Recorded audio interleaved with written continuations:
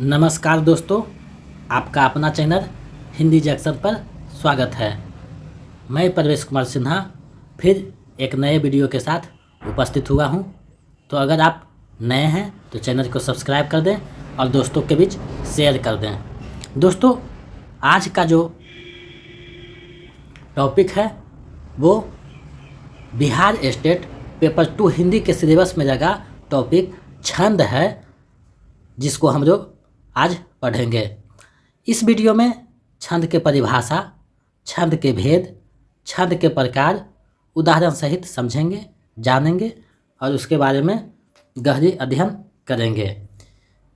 छंद जो है एक गंभीर विषय है, क्योंकि इसे आसान शब्दों में नहीं समझा जा सकता है। इसे समझने के लिए थोड़ा ध्यान से देखना आवश्यक है, क्योंकि छंद का जो है काव्य शास्त्र में अपना एक बहुत बड़ा ही महत्व है, क्योंकि इसमें चौपाई, दोहा, कवित, सवैया आदि आते हैं। तो इसे हम लोग अच्छे से देखेंगे। यहाँ से प्रश्न ज़्यादा पूछे जाते हैं। तो चलिए हम लोग आज टॉपिक की तरफ बढ़ते हैं। तो हम लोग देख पा रहे हैं इस वीडियो में छंद की परिभाषा पहले जानते हैं।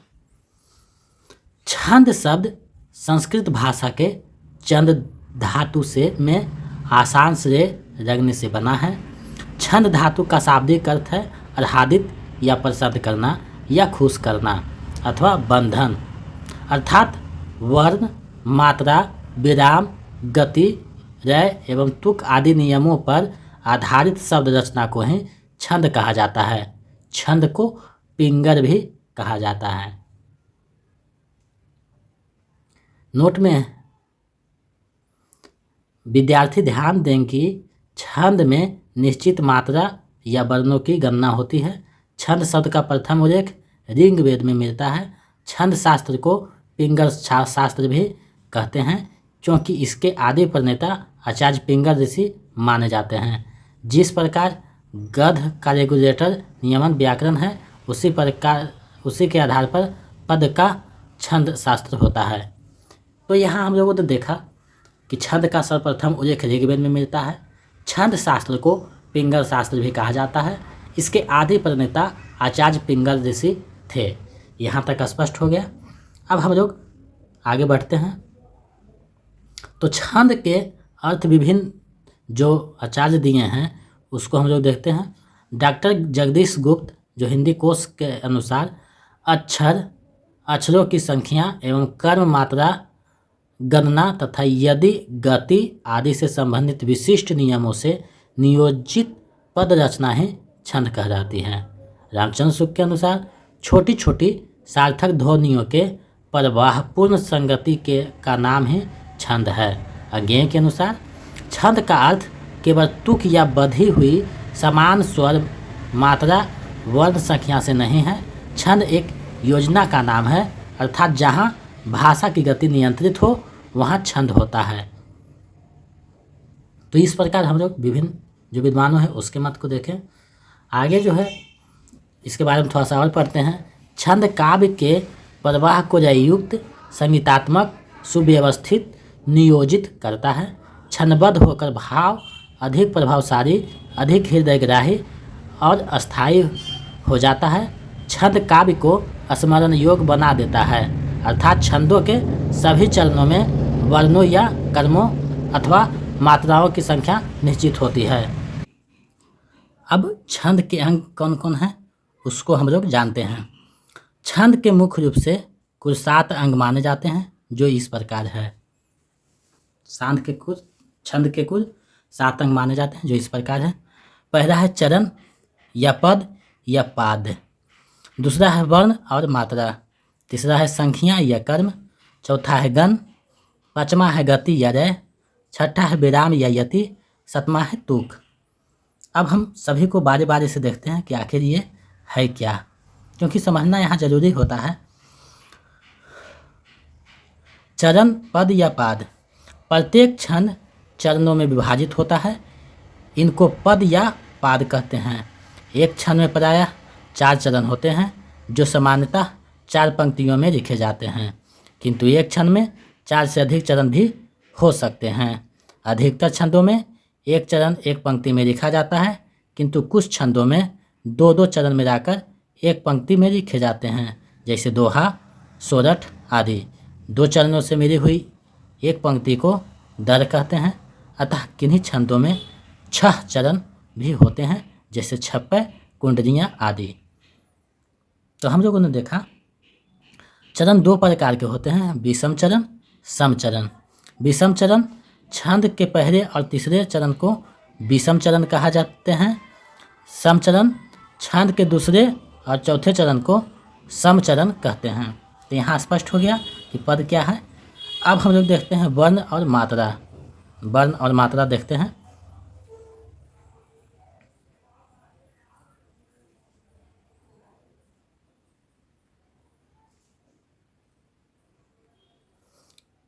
वर्ण क्या है? वर्णों की गणना करते समय वर्ण चाहे ह्रस्व या लघु स्वर हो अथवा दीर्घ या गुरु स्वर हो, उसे एक ही माना जाता है, अर्थात एक स्वर वाली ध्वनि को ही वर्ण कहा जाता है। वर्ण को अक्षर भी कहते हैं। मात्रा वर्णों के उच्चारण काल को मापने की सबसे छोटी इकाई मात्रा कहलाती है। किसी स्वर का उच्चारण करने में जितना समय लगता है उसे एक मात्रा काल कहा जाता है। ह्रस्व स्वर की एक मात्रा और दीर्घ स्वर की 2 मात्रा गिनी जाती है। मात्रा केवल स्वरों की होती है, व्यंजनों की मात्रा नहीं होती। यहाँ स्पष्ट हो गया कि मात्रा जो है स्वरों की होती है, व्यंजनों की नहीं होती है। मात्राओं के आधार पर वर्णों के भेद। व्याकरण शास्त्र के अनुसार वर्णों के भेद 2 होते हैं, ह्रस्व स्वर और दीर्घ स्वर, यानी लघु स्वर और गुरु स्वर। ह्रस्व स्वर जिस स्वर के उच्चारण में एक मात्रा का समय लगता है उसे ह्रस्व स्वर या लघु स्वर कहते हैं। हिंदी में 4 ह्रस्व स्वर हैं, आ, ई, उ, री। दीर्घ स्वर जिस स्वर के उच्चारण में 2 मात्रा अर्थात ह्रस्व से दोगुना का समय लगता है उसे दीर्घ स्वर या गुरु स्वर कहते हैं। हिंदी में दीर्घ स्वर 8 हैं, आ, ई, उ, री, ए, ऐ, ओ, औ। तो यहाँ हम लोगों ने देखा। अब जो है लघु व गुण वर्ण का परिचय हम लोग देखते हैं। विद्यार्थी ध्यान दें कि छंदों में मात्राओं तथा वर्णों की गणना तथा वर्ण क्रम समझने के लिए लघु व गुरु का ज्ञान होना बहुत आवश्यक है। इसके लिए नियम पढ़ें। लघु वर्ण का क्या नियम है? ह्रस्व स्वर को छंद शास्त्र में लघु कहते हैं। लघु वर्ण की एक मात्रा गिनी जाती है। गुण वर्ण जो है दीर्घ स्वर को छंद शास्त्र में गुरु कहते हैं। गुरु वर्णों की 2 मात्राएं गिनी जाती है। लघु और गुरु वर्ण का प्रतीक चिन्ह देखते हैं यहाँ पे। लघु वर्ण के लिए खड़ी पाई चिन्ह तथा गुरु वर्ण के लिए जो है एस जैसा जो चिन्ह है वो लगाया जाता है, जैसे क खड़ी पाई, था एस, म एस, न खड़ी पाई। तो यहाँ हम लोगों ने देखा कि गुरु और जो है लघु के लिए क्या क्या शब्द प्रयोग होता है। अब हम लोग संख्या क्रम देखते हैं। वर्णों अथवा मात्राओं की गणना को संख्या कहते हैं तथा लघु गुरु के स्थान निर्धारण को क्रम कहते हैं। मात्रिक छंदों में केवल मात्राओं की संख्या का नियम होता है, किंतु वार्णिक छंदों में वर्णों की संख्या का नियम होता है। इनमें लघु गुरु वर्णों का एक क्रम भी निश्चित रहता है। वर्णों का क्रम गणों द्वारा सूचित किया जाता है। अब जो है गण को हम लोग देखते हैं। 3 वर्णों के समूह को गण कहा जाता है, अर्थात 3 वर्णों का एक गण होता है। वर्णिक छंदों में गणों की गणना की जाती है। गणों की संख्या 8 है। अब यहाँ से प्रश्न पूछेगा कि गणों की संख्या कितनी है, तो 8 हो जाएगी। कौन कौन है अब उसको हम लोग देखते हैं। तो पहला है यगन, दूसरा है मगन, तीसरा है तगन, चौथा है रगन, पांचवा है जगन, छठा है भगन, सातवां है नगन, आठवां है सगन। तो इसको हम लोग जो है देखें, आगे बढ़ते हैं। इसको याद कैसे रखा जाएगा उसके बारे में थोड़ा सा देख लेते हैं। इसका अगर PDF लेना है आप सभी को तो हमारे टेलीग्राम चैनल से जुड़ जाइए, वहाँ पे जो है PDF इसका दे दिया जाएगा। आप लोग और अच्छे से रिवीजन कर लीजिएगा, क्योंकि इससे तो निश्चित है कि 1 से 2 प्रश्न पूछेगा, तो आप लोग इसको अच्छे से कीजिएगा। इन गणों को याद करने के लिए यह सूत्र उपयोगी है, या माता राजभानस रगा। इसको याद करने के लिए 8 जो ऊपर में था, या माता भानस रगा। या से यगन, मा से मगन, त से तगन, र से जगन, ज से जगन, भ से भगन, न से नगन, स से सगन। तो यहाँ हो गया। अब इन आगे बढ़ते हैं कि आखिर इसमें क्या है। तो इस सूत्रों से 8 गण प्राप्त करने का तरीका देखते हैं। गण का नाम, संकेत, सूत्रगत उदाहरण, सार्थक उदाहरण। तो पहला यगन है, उसका ये संकेत है या माता यशोदा। दूसरा मगन है, संकेत है माँ तारा मायावी। तीसरा तगन है, संकेत है ताराज ताराब। चौथा जगन है, संकेत है राजभा राम जी।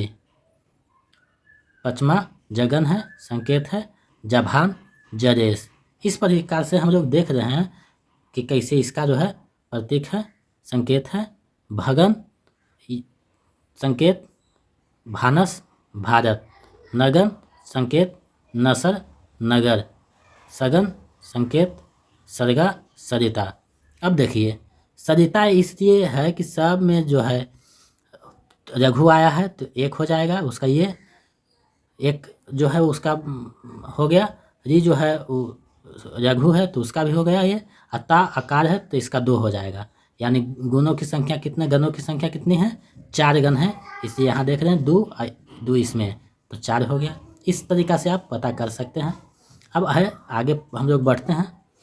गति या लय, छंदों में मधुरता लाने के लिए एक प्रकार का प्रवाह होना आवश्यक है। गति या प्रवाह से हमारा तात्पर्य लयपूर्ण पाठ प्रभाव से है, जिससे पढ़ने में किसी प्रकार की रुकावट ना हो, अर्थात कविता के पढ़ने के प्रवाह को ही गति कहते हैं। गति समझ गए। अब यति या विराम क्या है, यति या विराम उसको हम लोग देखते हैं। तो किसी छंद के चरण को पढ़ते समय बीच में जहाँ कहीं रुक कर विश्राम किया जाता है उसे यति या विराम कहते हैं। विराम चिन्ह के बारे में आप लोग सुने हो, वही उसी का बात कर रहा है। दूसरे शब्दों में किसी छंद में विराम या रुकने के स्थल को ही यति या विराम कहते हैं, अर्थात चरण के बीच में जहाँ थोड़ी देर रुका जाता है वहाँ कौमा अल्पविराम चिन्ह, और चरण के अंत में जहाँ कुछ अधिक देर रुका जाता है वहाँ आकार यानी पूर्ण विराम चिन्ह लगाया जाता है। आगे जो है तुक क्या है उसको समझते हैं। किसी चरण के अंत में आने वाले समान वर्णों की को ही तुक कहते हैं।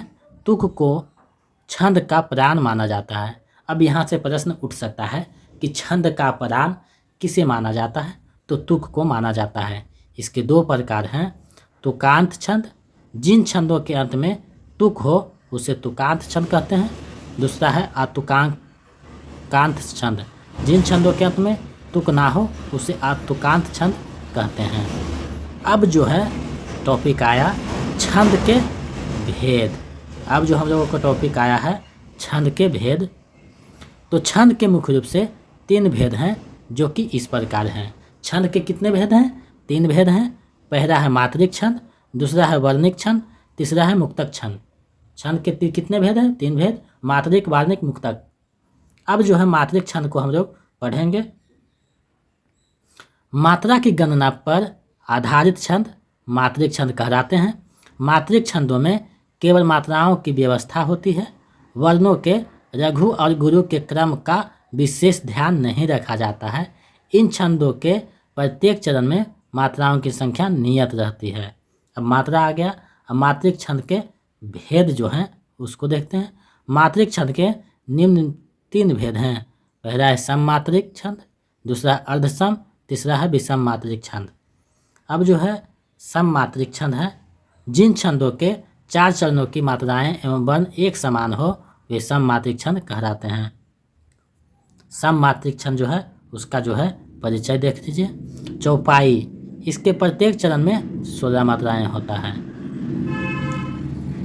रोरा प्रत्येक चरण में 24 मात्राएं होती है, गीतिका प्रत्येक में 26, हरितरिका प्रत्येक में 28। इसी प्रकार से आगे बढ़ते जाएगा। इसको आप लोग PDF में देख लीजिएगा, क्योंकि इसको ज़्यादा देखना समय की बर्बादी है, आप लोग इसको देखिएगा। अब जो है यहाँ अर्ध सममात्रिक छंद का परिचय, ये जो है थोड़ा सा इम्पोर्टेंट पॉइंट है, इसको थोड़ा सा देखते हैं। दोहा आता है, इसके विषम चरण में 13 एवं सम चरण में 11 मात्राएँ आती हैं। 2020 में फर्स्ट पेपर स्टेट का हुआ था, उसमें ये पूछा गया था कि दोहा में विषम चरणों में कितनी और सम चरणों में कितनी मात्राएं होती है। तो यहाँ से प्रश्न जो है बार बार पूछा जाता है, इसको अच्छे से नोट करके याद कर लीजिएगा। सोरठा में विषम चरण में 11 मात्राएं एवं सम चरण में 13 मात्राएं होती है। बरबई में विषम चरण में 12 मात्राएं एवं सम चरण में 7 मात्राएं होती है। उजाला में विषम चरण में 15 मात्राएं, सम चरण में 13 मात्राएं होती है। अब हम लोग आगे बढ़ते हैं। विषम मात्रिक छंद, जिन छंदों में 4 से अधिक 6 चरण हो वह एक समान ना हो तो विषम मात्रिक छंद कहलाते हैं। जैसे देखते हैं, कुंडलियाँ दोहा परस रोरा को जोड़कर बनाया जाता है। छप्पय रोरा परस उरारा को जोड़कर बनाया जाता है, तो यहाँ 6 बन जाते हैं। इसी प्रकार अब जो है प्रमुख मात्रिक छंद हैं उसके परिचय हम लोग जानते हैं। पहला है चौपाई, दूसरा है दोहा, तीसरा है सोरठा, चौथा है रोरा, पाँचवा है कुंडलियाँ, छठा है हरिगीतिका, सातवां है बरबय, आठवां है गीतिका, नौवां है छप्पय, 10वां है उरारा, 11वां है वीर यारहा, 12वां है तोमर, 13वां है अहिर, 14वां है रूपमाला, 15वां है ताटक। देखिए ताटक जो छंद है वो रामायण में खूब प्रयोग किया गया है, ताटक शैली में लिखा गया है, तो इसको ध्यान में रखिएगा। 16वां है दिक्पाल, 17वां है रावणी छंद, 18वां है सार छंद। तो ये 18 जो छंद के प्रकार थे मात्रिक छंद के, उसको देखा। अब जो मुख छंद हैं उसको हम लोग देखते जाएंगे, क्योंकि पूरा देखना उचित नहीं हमें लग रहा है, क्योंकि जो मुख्य है जहाँ से प्रश्न बनता है उसको हम लोग देख लेंगे। तो सबसे पहले चौपाई है, यहाँ से प्रश्न बनते हैं, इसको हम लोग देख लेते हैं। चौपाई एक सममात्रिक छंद है, इसमें 4 चरण होते हैं और प्रत्येक चरण में 16 मात्राएं होती हैं। यहाँ देख रही हैं कि चौपाई में जो है प्रत्येक चरण में 16 मात्राएं होती है। इसके पहले चरण की तुक दूसरे चरण से तथा तीसरे चरण की तुक चौथे चरण से मिलती है। इसके प्रत्येक चरण के अंत में यति होता है। चरण के अंत में जगन तथा एवं तगन का प्रयोग नहीं होना चाहिए, अर्थात अंतिम 2 वर्ण गुरु रघु नहीं होने चाहिए। उदाहरण के लिए देखते हैं, निरखी, इसको निरखी सिद्ध साधक अनुरागो सहज स्नेहु सराहन रागे, होत न भूरत भाव भरत को अचर सचर चर अचर करत को। यहाँ देख लीजिए, पहला में 1 मात्रा है, यहाँ 1 मात्रा है, उसके बाद सिद्ध में देखिए मात्रा है, यहाँ देखिए मात्रा है। इस प्रकार से आप मात्रा को देख सकते हैं कि कहाँ कौन सा मात्रा का प्रयोग हुआ है। अब जो है हम लोग आगे बढ़ते हैं दोहा छंद में, क्योंकि दोहा से भी प्रश्न पूछा जाता है।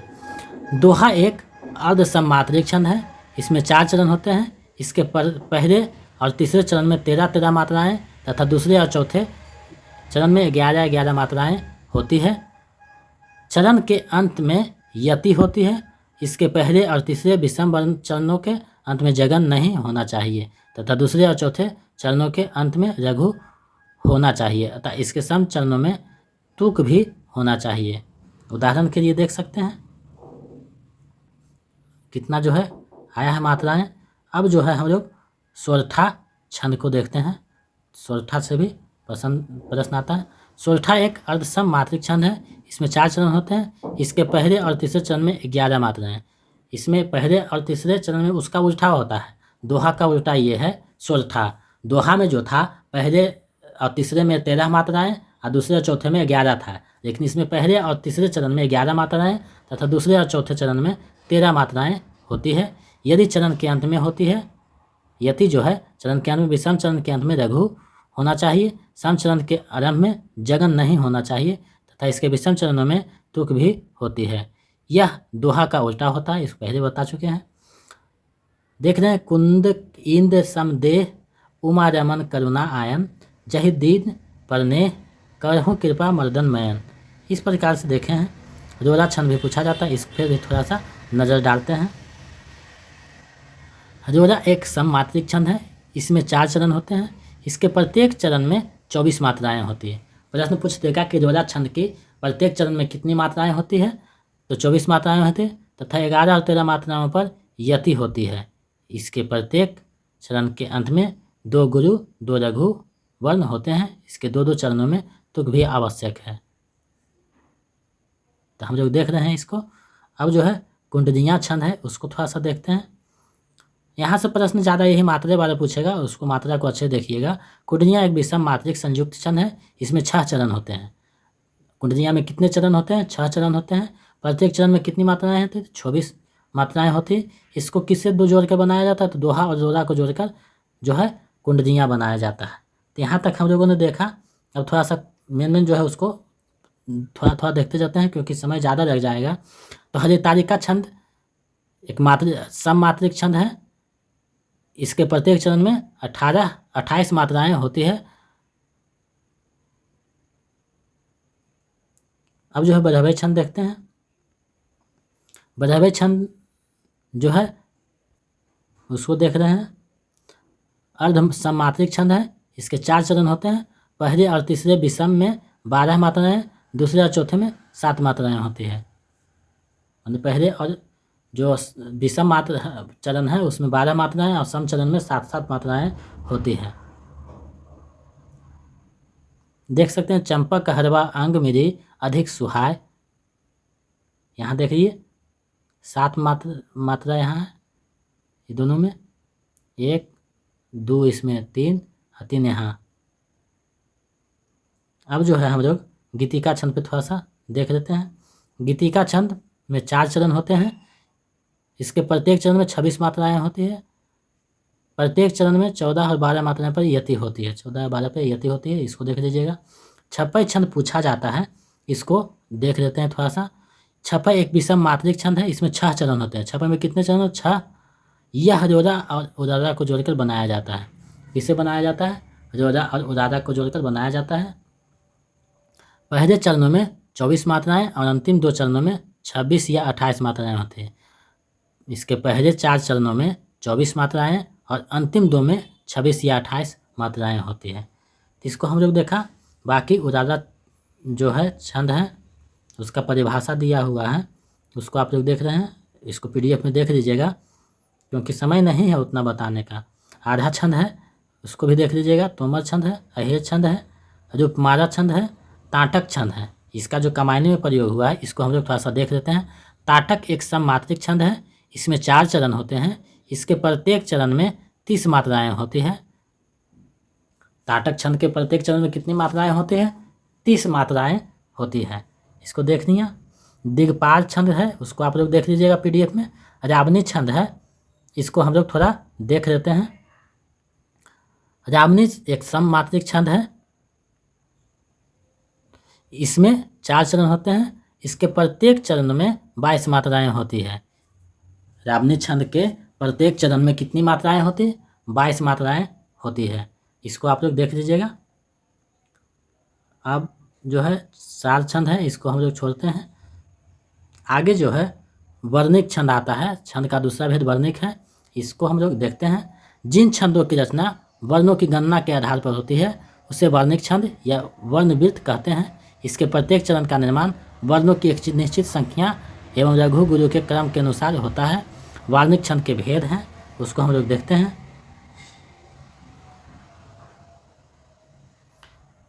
दो भेद हैं, साधारण और दंडक। अब साधारण और दंडक को देखते हैं। वह वर्णिक छंद जिसमें 26 वर्ण के चरण हो उसे साधारण छंद कहते हैं, साधारण वर्णिक छंद कहते हैं। दूसरा दंडक है। वह वर्णिक छंद जिसमें 26 से अधिक वर्ण हो उसे दंड वर्णिक छंद कहते हैं। प्रमुख वार्णिक छंद का परिचय यहाँ दिया गया है, इसको थोड़ा सा हम लोग देखते हैं। निर्वर्जा छंद, उपेंद्र वर्जा, वसंतरिका, द्रुत विलंबिता, वित्त छंद, मंदा क्रांता, मारनी छंद, सारणी, भुजंगी, वंशस्थ, वहाँ ताटक था, यहाँ तोटक है, देख रहे हैं। यहाँ जो है सरदुरा है, भिखारनी है, मनहर है, सवैया है। इसका एक बहुत बड़ा जो है सवैया छंद जो है वर्णिक छंद का बहुत ज़्यादा पूछा जाता है, सवैया छंद, तो उसको हम लोग देखेंगे। बाकी जो है बहुत कम पूछा जाता है, इसको आप लोग PDF में अपने अच्छे से एक बार देख लीजिएगा। तोटक हो गया, सरदुर हो गया, भिखारनी हो गया, मनहार हो गया, सवैया छंद, ये जो है पूछा जाता है परीक्षा में, तो इसको हम लोग देखते हैं। सवैया एक वर्णिक मात्रिक समवर्णवृत्त छंद है। इसके प्रत्येक चरण में 22 से 26 वर्ण होते हैं। इस छंद में कोई एक गण ही अनेक बार आता है। सवैया के अनेक प्रकार होते हैं। दूसरे शब्दों में 22 से 26 वर्णों तक के वर्णवृत्तों को सवैया छंद कहते हैं। उदाहरण के लिए देखिए, बिना विचारे जब काम होगा, कभी ना अच्छा परिणाम होगा, पूछत दीनदयाल को धाम, बतावत अपन नाम सुदामा। ये जो है सवैया छंद में लिखा गया था। इसके जो है प्रमुख भेद देखते हैं। मतगयंत सवैया, सुंदरी सवैया, सुमुखी सवैया, दुर्मिल सवैया, मदिरा सवैया, ये सब जो हैं ये वर्ण है। इसको आप लोग पढ़ लीजिएगा, क्योंकि यहाँ से प्रश्न बहुत कम पूछे जाते हैं। अब जो है हम लोग मुक्तक छंद के बारे में जानते हैं, क्योंकि वर्तमान जो है समकालीन कविता है उसमें मुक्तक छंदों का बहुत ज़्यादा प्रयोग होने लगा। मुक्तक छंद का प्रथम जो काव्य है वो किसने लिखा है, इसका जो है आप लोगों को नहीं पता होगा। निराला जो है जोही की कड़ी लिखते हैं तो मुक्तक छंद का प्रयोग करते हैं वहाँ पे। तो जोही की कड़ी जो है प्रथम बार मुक्तक छंद का प्रयोग हुआ है जोही की कड़ी में। उस जो है जोही की कड़ी विवाद में था। आप जानते हैं कि महावीर प्रसाद द्विवेदी जब सरस्वती पत्रिका के संपादक थे, तो जोही की कड़ी छपने के लिए जब निराला भेजते हैं तो उसे अश्लील कहकर जो है महावीर प्रसाद द्विवेदी घुमा देते हैं, नहीं छापते हैं। तो एक कहानी है, सही क्या है वो तो आप जानते हैं। अब हम इसके बारे में थोड़ा सा देख लेते हैं। जिन छंदों में वर्ण और मात्राओं की गणना ना हो और ना ही प्रत्येक चरण में वर्णों की मात्रा या क्रम समान हो और ना ही मात्राओं की कोई निश्चित व्यवस्था हो, उसे मुक्तक छंद कहते हैं। यानी मुक्तक छंद में कोई भी निश्चित नहीं है, जो मन में आया जितना मन है उतना हम प्रयोग करेंगे, वो क्या है, मुक्तक छंद उसको कहेंगे। दूसरे शब्द में देखते हैं, जिन छंदों में वर्ण और मात्रा का कोई बंधन नहीं होता उसे मुक्तक छंद कहते हैं। उदाहरण के लिए, रहमन पानी राखिए, बिन पानु सब सून, पानी गए नाव परे, मोती मानुष चून। हिंदी में स्वतंत्र रूप से आज जो छंद लिखे जा रहे हैं वे मुक्तक छंद हैं। इसके प्रणेता सूर्यकांत त्रिपाठी निराला हैं। आपको हम पहले बताए थे कि सूर्यकांत त्रिपाठी निराला हैं, मुक्तक के प्रणेता माना जाते हैं। उन्होंने जोही की कड़ी जो लिखी थी वो मुक्तक छंद में था। अब मुक्तक छंद के जो विशेषताएँ हैं उसको हम लोग देख लेते हैं। इसका प्रत्येक चरण अपने आप में स्वतंत्र है। दूसरा है, इसमें एक चरण का दूसरे चरण से कोई संबंध नहीं होता है। तीसरा है, यह छंद नियमबद्ध नहीं है। चौथा है, मुक्तक छंद की विशेषताएं स्वच्छ गति और भावपूर्ण यति विधान होती है। पांचवा है, इस छंद में लय यानी राग सदा एक सा नहीं रहता, इसके चरणों में लय यानी राग बदलते रहते हैं। तो ये जो था महत्वपूर्ण जो छंद टॉपिक था उसको हम लोगों ने आज अच्छे से अध्ययन किया, इसके बारे में जाना। हम आशा ही नहीं पूर्ण विश्वास है हमें कि ये वीडियो आप लोगों की तैयारी में बहुत महत्वपूर्ण भूमिका निभाएगी। जो छंदों की मात्रा है उसको थोड़ा सा याद कर लीजिएगा और चरण क्या है उसको देखकर जो है याद कर लीजिएगा थोड़ा, क्योंकि यहाँ से प्रश्न बनते हैं, पूछे जाते हैं। वार्णिक छंद कौन है इसमें तो थोड़ा सा देख लीजिएगा इसको। उसके बाद जो है छंद की जो है मात्रा क्या है, कितना मात्रा है, चरण कितने हैं, इसको थोड़ा सा देख लीजिएगा, क्योंकि वहाँ से भी प्रश्न पूछे जाते हैं। देख रहे हैं यहाँ मात्रिक छंदों का परिचय, ये मात्रिक छंद हैं। यहाँ प्रश्न पूछ देगा इसमें से कौन सा मात्रिक छंद नहीं है, तो आप लोग को परेशानी का सामना करना पड़ेगा। इसलिए इसको अच्छे से थोड़ा सा 1-2 बार पढ़ लीजिएगा तो हमें लगता है कि दिमाग में नोट हो जाएगा। यहाँ से देखिए इसको जो है आप कितना मात्राएं हैं चरण में, प्रत्येक चरण में कितना मात्रा है यहाँ दिया हुआ है, इसको देख लीजिएगा। यहाँ फिर दोहा सोठा बराबर ये सब ये कितने चरणों में कौन कौन चरण में कौन सा मात्रा है, दोहा सोठा बराबर ये 3 को ज़्यादा पूछा जाता है, इसको आप देखिएगा। तो हम सोचते हैं कि ये जो वीडियो है आप लोगों को बहुत उपयोगी साबित होगा। इसको हम लोग अच्छे से याद कर लिया है, देख लिया है और जान गए हैं। तो अगर आप हमारे जो है पिछले वीडियो देखना चाहते हैं तो डिस्क्रिप्शन में बिहार स्टेट पेपर 2 हिंदी के नाम से प्लेलिस्ट बना हुआ है, वहाँ से सभी वीडियो देख सकते हैं और अपनी तैयारी को मजबूती प्रदान कर सकते हैं। अगर आप इसका PDF पाना चाहते हैं तो हमारे टेलीग्राम चैनल से जुड़ जाइए, जिसका लिंक जो है डिस्क्रिप्शन में दिया गया है, या टेलीग्राम पे हिंदी जंक्शन सर्च कीजिएगा, ग्रुप आ जाएगा, ज्वाइनिंग कर लीजिएगा उसका, और PDF वहाँ हम दे देंगे। इसको एक बार आप लोग अच्छे से देख लीजिएगा, क्योंकि देखिएगा 1-2 बार तो दिमाग में बैठ जाता है प्रश्न, तो गलत होने की कम चांस होती है। और अगर आप नए हैं तो चैनल को सब्सक्राइब कर दीजिए और दोस्तों के बीच शेयर भी कर दीजिए, ताकि हमें मोटिवेशन मिलता रहे। आप हमें सहयोग करते हैं तो हम जो है दोगुने उत्साह के साथ टॉपिक को लेकर आते हैं और अच्छे से उसको बताने का कोशिश करते हैं। तो ऐसे ही आप लोग सहयोग बनाए रखें। बहुत बहुत धन्यवाद।